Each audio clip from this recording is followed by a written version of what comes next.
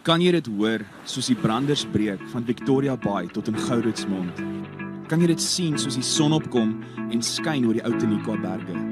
Beleef jy dit? Die tuinroete, 'n plek waar God regeer. Mense wat 'n verskil maak met geloof, liefde en hoop. 'n Streek wat God ken, mense liefhet en hulle wêreld vernuwe.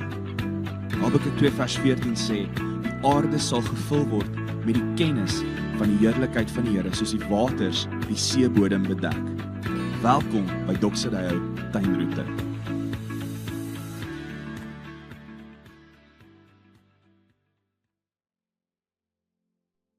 Vriende, baie welkom by Doxydeo Tuinroete se aanlyn boodskap vandag. As ons nog ontmoet het nie, my naam is Gerard en dis my voorreg om vandag saam met jou te kuier. Voordat ons saam kuier uit die Bybel uit, kom ons bid eers saam. Hemelse Vader, baie dankie vir die voorreg wat ons het om deel te kan wees van u werk, u koninkryk, u familie op missie. En dankie Here dat u deur u Gees in ons en deur ons aan die werk is. En die goeie werk wat u in ons begin het, het u beloof, sal u ook voltooi, volkome maak. En in daai afhanklikheid en in daai vertroue, kom wy ons dan hierdie tyd aan u toe. Kom gebruik dit, praat met ons deur die Gees, lei ons en rig ons lewens, tot eer van die naam van Jesus. Amen. Vriende, ons begin vandag met 'n volgende fase in hierdie groter tema, wanneer liefde werk. Ons het mos in ons vorige reeks gekyk, wanneer liefde werk in ons verhoudinge, is dit 'n samewerking met die Heilige Gees. Die Heilige Gees wil ons vul in en vir ons verhoudinge, sodat ons dinge kan inoefen, want dit wat ons inoefen, raak ons goed in. Nou in hierdie volgende paar weke gaan ons gesels oor nog 'n baie belangrike tema in ons lewens. 'n Groot deel van ons lewens gaan mos oor verhoudinge, maar hierdie tema is ook 'n baie groot deel van ons lewens. Ons gaan gesels oor wanneer liefde werk as dit kom by ons finansies. En nou net voordat jy afsit of uitloop of dink, jy weet wat kom. Wag net so 'n bietjie. Ons het pragtige gedeeltes uit 2 Korintiërs 5, bekende gedeeltes. Dis waar daai versie staan, as iemand in Christus is, nuwe skepping.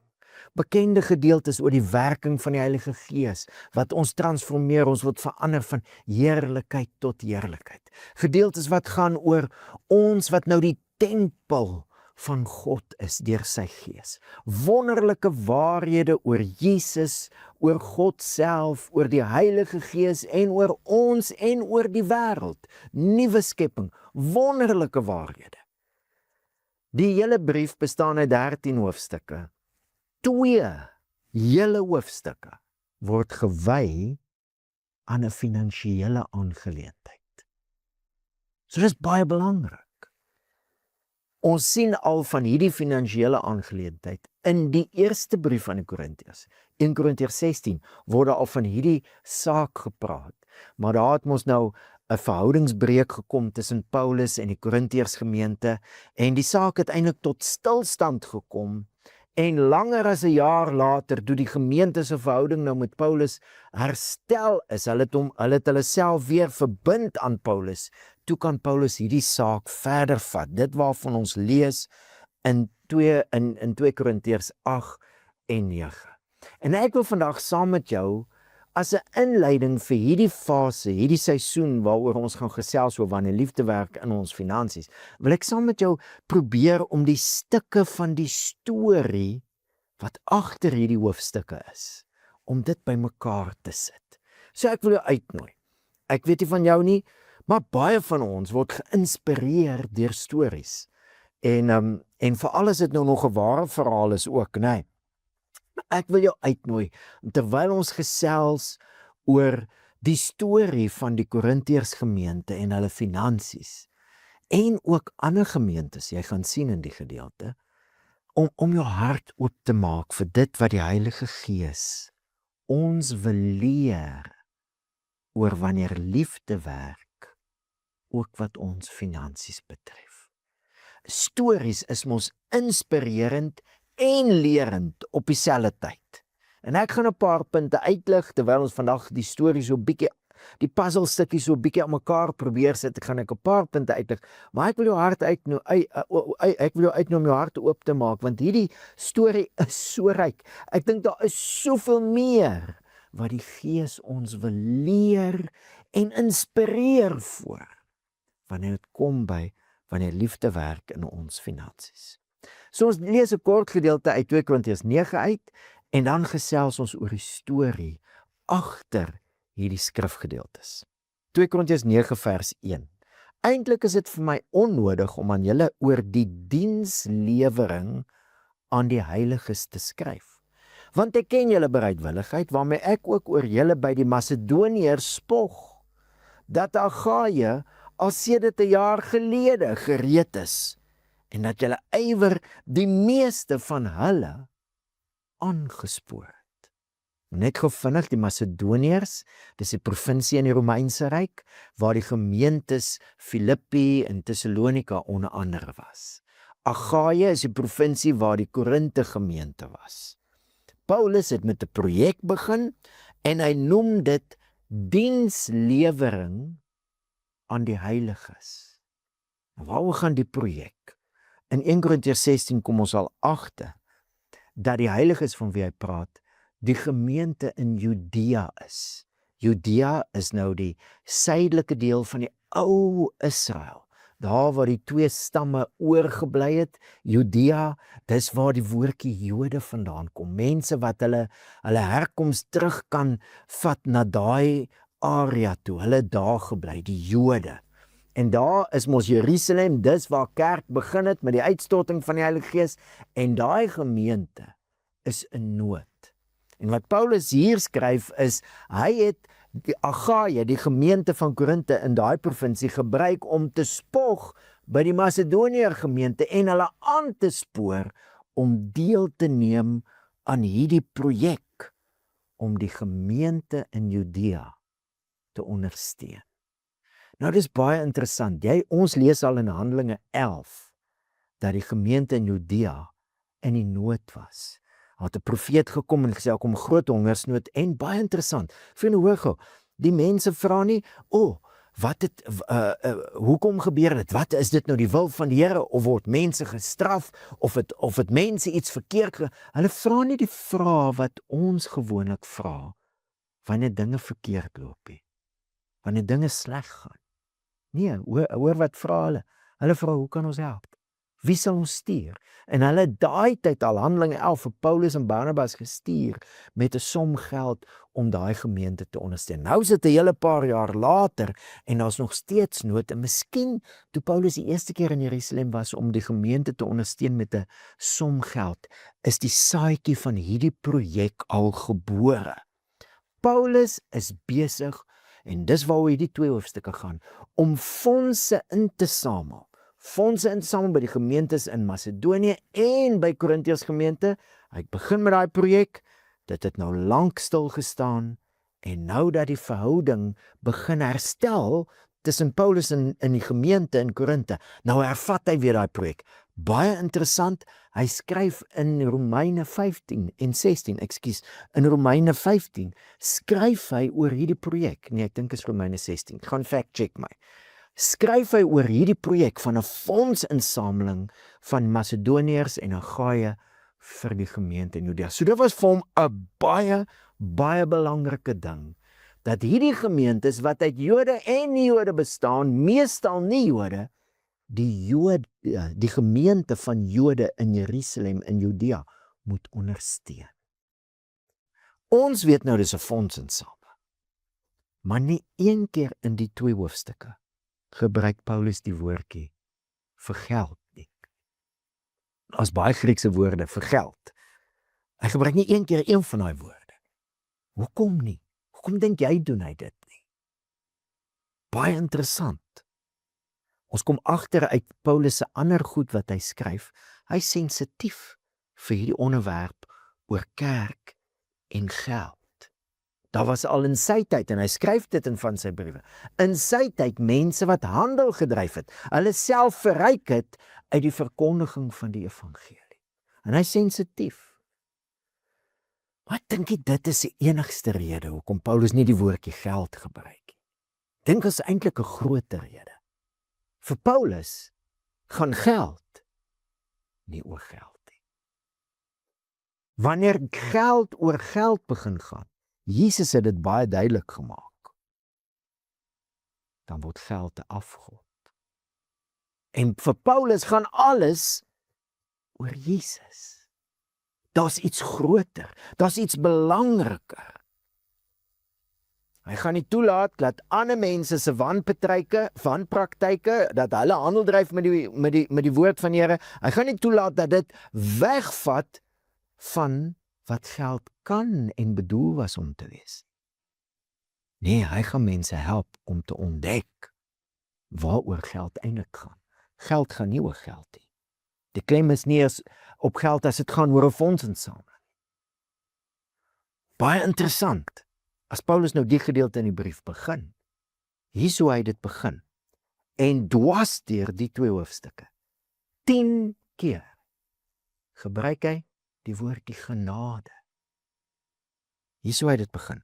Ons laat julle ook weet, broers, van die genade van God wat aan die gemeentes in Macedonië gegee is, dat hulle te midde van swaar beproewing as gevolg van verdrukking, hulle oorvloedige vreugde en hulle diep armoede laat oorvloei het in 'n rykdom aan vrygewigheid van hulle kant af. Ek getuig dat hulle na vermoë, ja selfs bo vermoë, bereidwillig was. Hulle het pleitend by ons aangedring om deel te kan hê aan die genadewerk van hulpverlening aan die heiliges. Paulus gebruik nie woord geld vir die fondsinsameling nie. Hy praat baie meer oor genade. Hierdie projek is 'n projek van genade wat van God afkom. Nou, miskien moet ons hier 'n bietjie dink.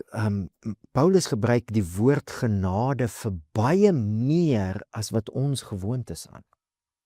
Ons gebruik gewoonlik die woord genade as dit kom by die dinge wat die Here vir ons gee sodat ons gered kan wees, gesonde vergifnis, die feit dat hy ons aanneem as sy kind, die feit dat hy ons red.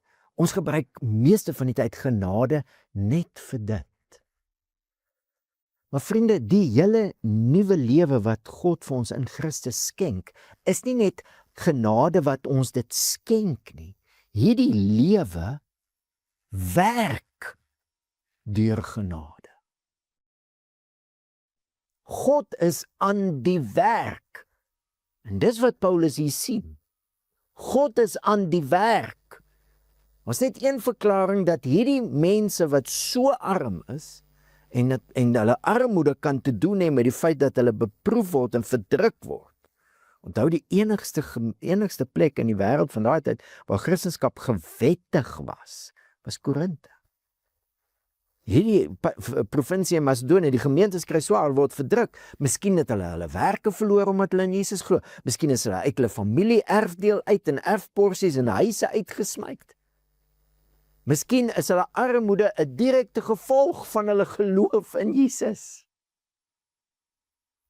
Maar dis daai mense wat bo hulle vermoë bereid is om by te dra vir hierdie projek van dienslewering. En vir Paulus is daar net een verklaring dat hierdie mense dit doen. Dis God se genade. Dis God wat vir hulle genade gee. Dis God wat in hulle lewens aan die werk is. So genade is vir Paulus 'n baie groter woord. Dit het met baie meer te doen. God wat in ons werk, natuurlik deur die Heilige Gees. Genade. Maar ons sien iets baie mooi. As Paulus beskryf die impak van God se genade op hierdie mense, hierdie ekstra genade wat hulle nou ontvang om te kan gee. Hoe beskryf Paulus hulle? Hulle het opleitend by ons aangedring om deel te kan hê aan die genadewerk van hulpverlening aan die heiliges. Daai deel te kan hê, kom van Griekse woordjie wat ons nogal baie graag gebruik in ons gemeente, die woordjie koinonia. Partnership, vennootskap. So genade praat nie net van wat ons van die Here ontvang, ons verdien dit nie, ons ontvang nie. God se genade is 'n krag deur die Heilige Gees wat in mense werk en van ons vennote maak, koinonia. Daai deel maak, deel te hê, daai woorde wat die Bybel daar gebruik, om deel te kan hê, koinonia. Deel te neem, partnership. God se genade in hierdie wêreld werk en maak van ons vennote. En vriende, dis die klem. Dis die klem van hierdie hele storie. Die klem, selfs wanneer dit gaan oor fondsinsameling, is nie op geld nie. Die klem is nie eers op ons diensbaarheid nie. Die klem is op God wat aan die werk is. En sy genade maak ons nou deel van sy werk. Hier so Paulus hierdie gedeelte eindig. Ons het nou gekyk na die begin, kom ons kyk na die einde. Want die hulp van hierdie bediening voorsien nie net in die heilige se behoeftes nie, maar lei ook tot 'n oorvloed van baie uitinge van danksegging aan God.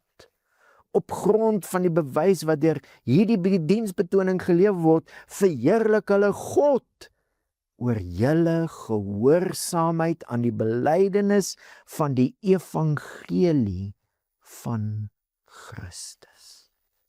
Hoor jy, die klem is op God wat verheerlik word, so dis God se werk. God wat gedank word. God se werk. En terselfdertyd ons gehoorsaamheid aan die evangelie. So wanneer die Macedoniërs pleit, Paulus, ons wil deelneem en dis God se genade, sê Paulus, dan is dit ook 'n saamwerk vir die evangelie.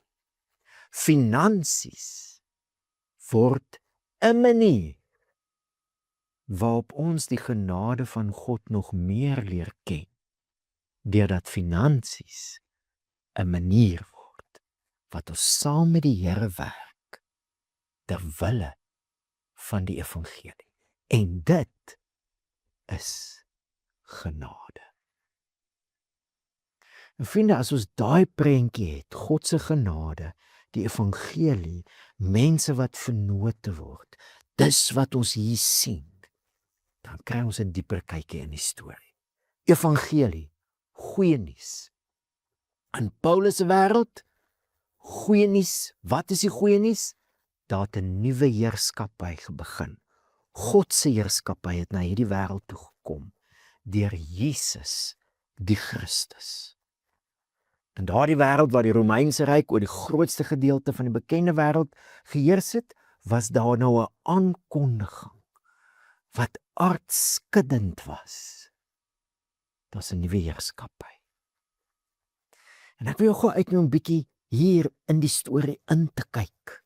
Kan nou miskien soos 'n geskiedenisles klink, maar dis wat geskiedenis is. Dis 'n storie. Die Romeinse ryk het geheers deur 'n beweging, 'n netwerk, hulle weermag. Ons ken die flieks, ons ken die stories. Hulle heerskappy is gevestig en uitgebrei deur die militêre mag van die empire. En daai mag was connected. As daar in Judea moeilikheid is daar 'n bataljon gestuur of 'n legioen soldate of een of ander generaal. As 'n generaal hier in Spanje vasgeval het, dan's daar 'n legioen gestuur om daai legioen te gaan help. 'n netwerk, 'n verbintenis. Ons moet nou onthou, vriende, daar's nie internet in daai wêreld nie, daar's nie kommunikasie soos ons dit ken nie. Daar was geen ander verbintenis as mense wat saam met mense werk in vennootskap is. En die sterkste verbintenis in daai wêreld was die Romeinse Empire. Daar was 'n interessante ander verbintenis ook, 'n ander netwerk, kom ons sê sommer 'n World Wide Web. Die militêre mag van die Romeinse Empire, en dan was daar ook die Jode. Die mense wat uit Judea uit lank terug al as ballinge, slawe weggevoer is, het versprei oor die wêreld. En hulle was connected deur hulle sinagoges aan die tempel. Dit was 'n netwerk, maar dit was absoluut eksklusief, soos die Romeinse weermag. Nou in daai empire word 'n ander koning aangekondig. Jesus is die Here. En deur daai evangelie werk die Heilige Gees en hy vorm 'n netwerk.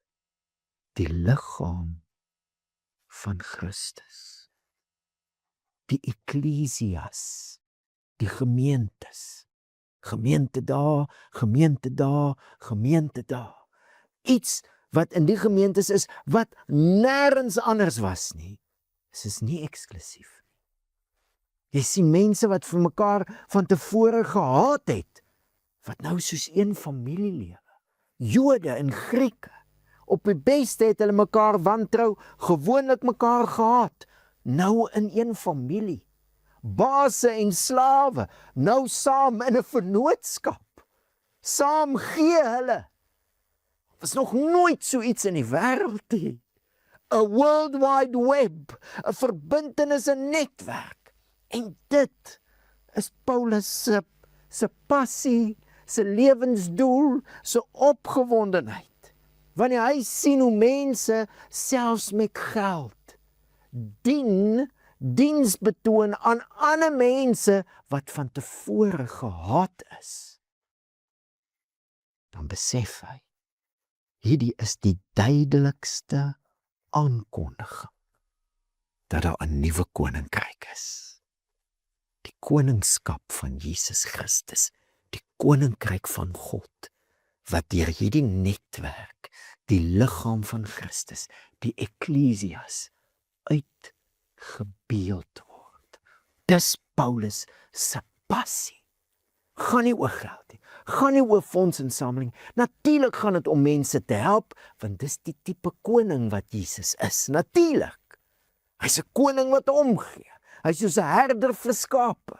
Hy's 'n vader wat sorg. Natuurlik. As dit nou sy koninkryk is wat kom. So natuurlik gaan dit om mense te help. Maar vir Paulus is daai hulpbetoning 'n aankondiging dat regtig 'n nuwe heerskappy begin.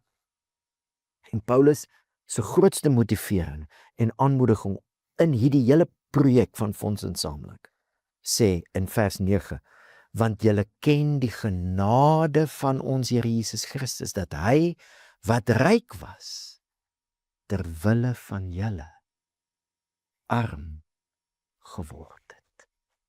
Die koning self het sy rykdom prysgegee. En wanneer Paulus sien hoe 'n arm gemeente sê, ons gaan bo mate gee vir dit, vir die evangelie, vir die werk van die Here om heiliges te ondersteun. Interessant, as Paulus nou vir een van die gemeentes, Filippi, 'n brief skryf uit die tronk uit, is dit juis wat hom so bly maak. Filippense 1:7, sowel as die verdediging en bevestiging van die evangelie, deel julle almal saam met my in die genade. Hierdie gemeente het Paulus se mission befonds, en toe hy in die tronk beland, het hulle 'n groot som geld gestuur om hom te ondersteun. En hoe kyk Paulus na dit? Hy sê, julle deel saam met my, weer die koinonia woordjie. Julle is my vennote. En jy kan maar Filippense gaan lees, dis 'n brief vol vreugde. Hoekom is Paulus so bly? Hoekom is hy so opgewonde? Hoekom is een van die eerste goed wat hy aanspreek as sy verhouding met die Korintiërs herstel is? En hoekom gaan dit oor fondsinsameling? Want wanneer mense finansies gee om te dien en om saam met die koninkryk te werk, word dit 'n bevestiging van die evangelie in hierdie wêreld. Noem dit dan nou maar so as jy wil. As daar 'n ander ekonomie begin werk, dan is daar 10-10-1, 'n ander koninkryk. Hoor 'n bietjie hoe skryf Paulus oor Titus en die mense wat nou gaan help om hierdie groot som geld te vervoer. Hoor wat sê hy? Hulle is gesante van die gemeentes, 'n eer vir Christus. Letterlik staan daar. Hulle is apostels van die Ekklesias.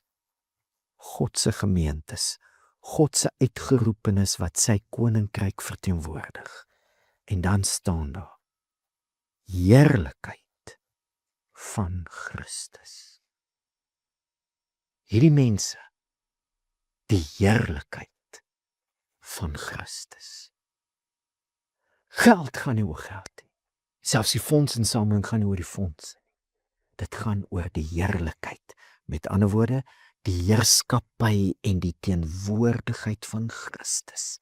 Hier is die koninkryk wat besig is om die aarde te vul. Die koninkryk van die koning, wat ryk was. Hy was God, maar hy het arm geword ter wille van ons. En omdat dit is wie hy is dit nou wie ons is. En dis die koninkryk wat nou die aarde vul. Ons is verteenwoordigers en boodskappers van Christus se heerlikheid. Paulus gaan 'n stappie verder. Ons is sy heerlikheid. Iets om aan te dink. Nou terug by Korintiërs. Die manier wat Paulus nou hierdie gemeente aanmoedig om weer dit wat hulle begin het, waarvan ons lees in 1 Korintiërs 16, om nou aan te gaan en daai projek te voltooi. Hoor 'n bietjie hoe moedig hy hulle aan. Dis 'n saak van vertroue. Dis 'n saak van maak klaar dit wat jy begin het. Die punt is dit. 2 Korintiërs 9 vers 6. Wie karig saai, sal karig oes. Wie oorvloedig saai, sal oorvloedig oes. Laat elkeen gee soos hy in sy hart vooraf besluit het. Nie met droefheid of onder dwang nie, want God het 'n blymoedige gewer lief.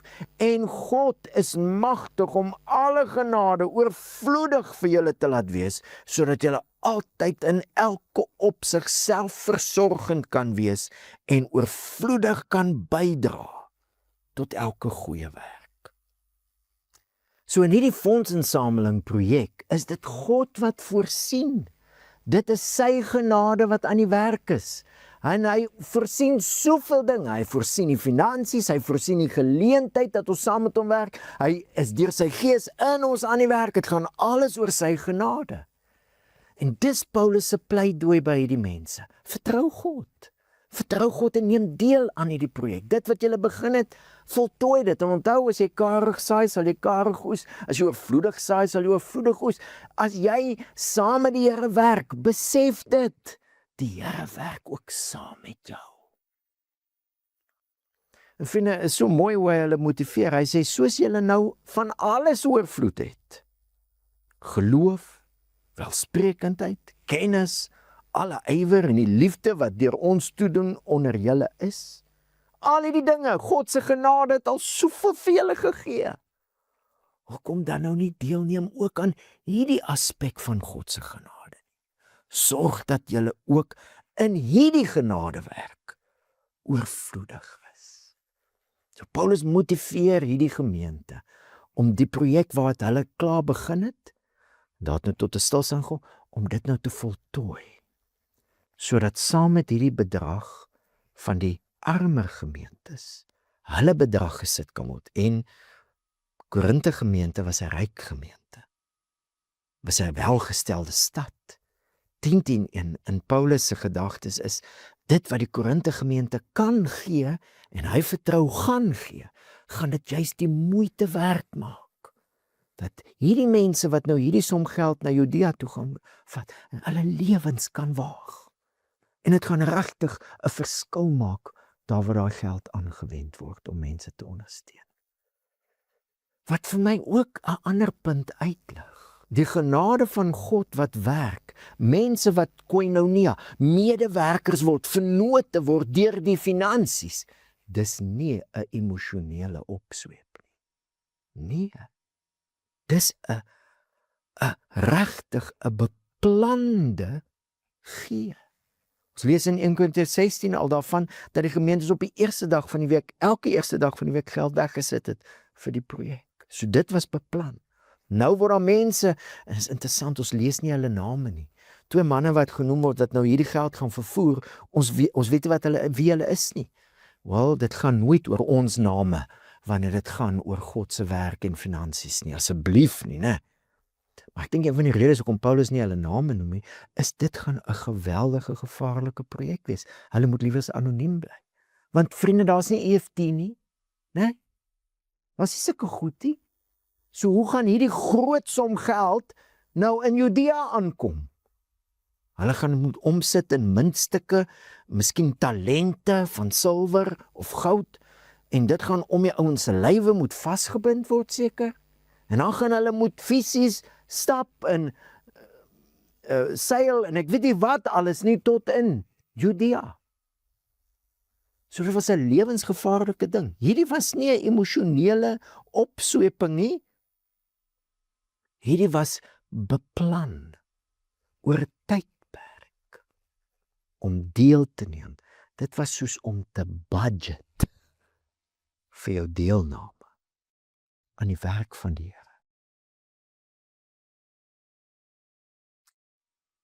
En die Korinthe gemeente word nou deur Paulus opgeroep, en is interessant dat hy sê, hierdie gaan nou vir julle soos 'n toets wees. Nie 'n toets wat jy kan dop of deurkom nie, hierdie gaan nou regtig toets. Die verhouding tussen ons is nou besig om te herstel. Neem dan nou deel aan hierdie projek. En dit gaan wys dat ons regtig nou weer in vennootskap staan, ter wille van die evangelie. Nou dit is die storie. Paulus het toe in Jerusalem aangekom met daai bedrag, saam met die mense wat saam met hom gegaan het. Paulus self is in Jerusalem gevange geneem. Ons lees nie eers in Handelinge wat 'n impak daai ondersteuning op die gemeente gemaak het. Dis mos ook hoe dit baie keer is. Ons gee en partykeer weet ons nie wat se impak dit maak. Paulus is daar gevange geneem, en dis van daar af wat hy vir jare in gevangenskap gebly het, tot in Rome, en daar eindig Handelinge nog. Maar ek wil gou jou uitnooi om te hoor hoe treffend Paulus hierdie arme mense se koinonia beskryf. Want dit wat jy sien in Paulus se hele lewe, is ook wat jy sien in hierdie arm gemeente. Hy sê dit so. Hy sê dit was nie slegs soos ons gehoop het nie. Trouwens, hulle het hulle self eers aan die Here gegee. En toe, deur die wil van God, ook aan ons. So Paulus sê, wat hierdie mense gedoen het, is hulle het nie in die eerste plek geld gegee, deelgeneem aan die projek nie. Hulle self gegee vir Paulus, hulle en vir die projek nie. Hulle het in die eerste plek hulle self vir die Here gegee. Uit dankbaarheid vir God se absolute oorvloedige vrygewigheid. Hy wat ryk was, het arm geword ter wille van ons.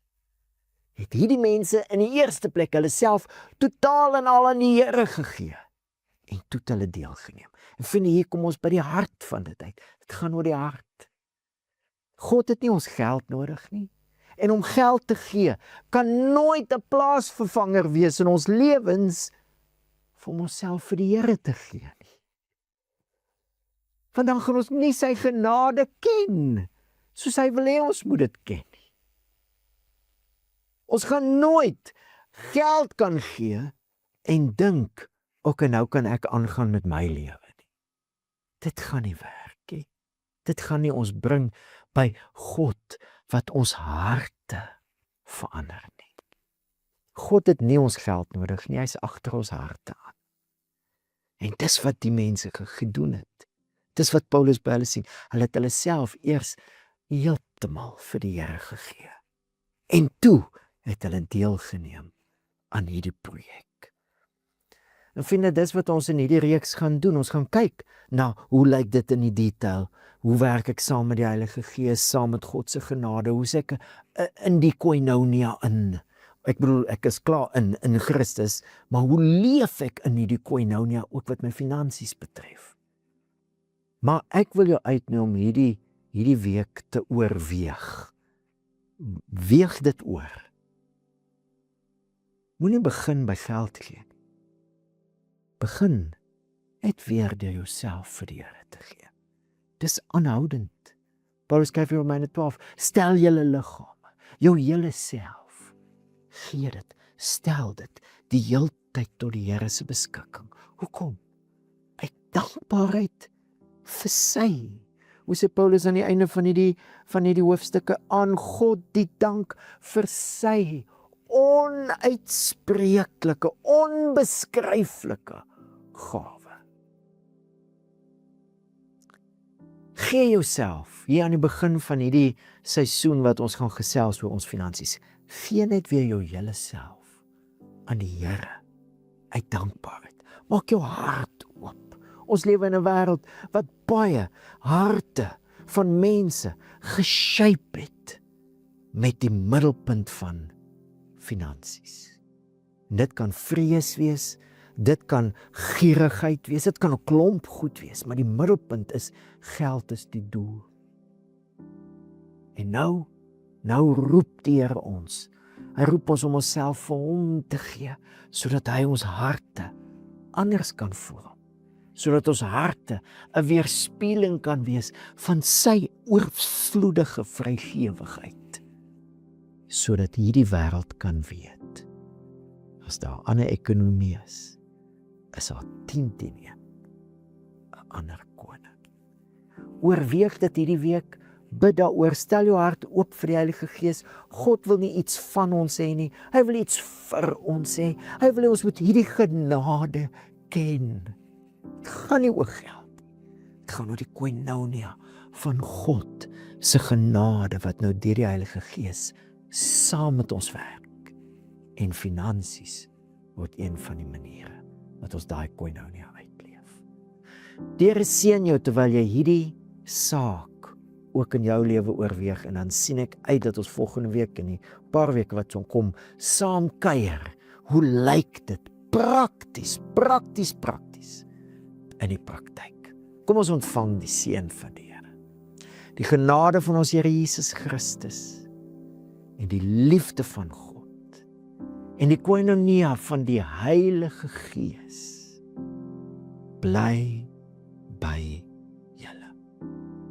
Amen. Vriende, was lekker om saam met jou te kuier. Sien jou weer volgende.